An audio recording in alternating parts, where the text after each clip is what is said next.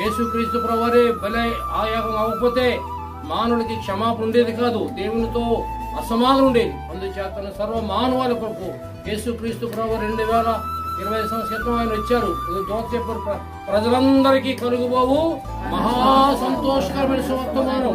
అంటే ప్రజలందరూ పాపం చేశారు, అందరూ పాపం చేసి దేవుడు అనుగురించి మహిమను పొందలేకపోతారు. కాబట్టి దేవాది దేవుడు ప్రజలందరినీ రక్షించడానికి, ప్రజలందరికీ దేవునితో సమాధానం కలిగించడానికి ఆయన ఈ లోకానికి శరీరం దాల్సి వచ్చి సర్వమానవుల కొరకు చనిపోయారు.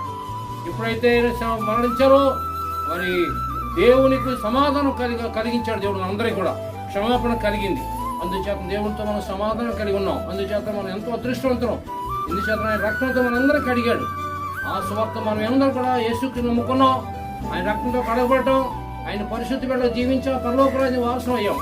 అదే వారసత్వం అందరికీ కూడా ఇవ్వాలని దేవాదేవుడు పంపించాడు. మీరు సర్వలోకానికి వెళ్ళి సర్వ సృష్టి సువార్త ప్రకటించని చెప్పాడు. కాబట్టి ఆ దేవుని ప్రేమ బట్టి మరి మీ ప్రాంతానికి దేవుడిని పంపించి యేసు రక్తం ద్వారా మీరు కూడా పరిశుద్ధులు ఉండి ఆ యొక్క నిత్య రాజ్యం, పరలోక రాజ్యం వారసులు అవుతారనే ఉద్దేశంతో మేము ప్రేమపూర్వకంగా మరి యేసు గురువును ప్రకటిస్తున్నాం. కాబట్టి మరి ఈ యొక్క సమయంలో మీరందరూ కూడా యేసుక్రీస్తుని అంగీకరించే పరలోక రాజ్యానికి వారసులు అవుతారని మేము కోరుతున్నాం. ఈ మాటలు దీవించును గాక. ఆమేన్.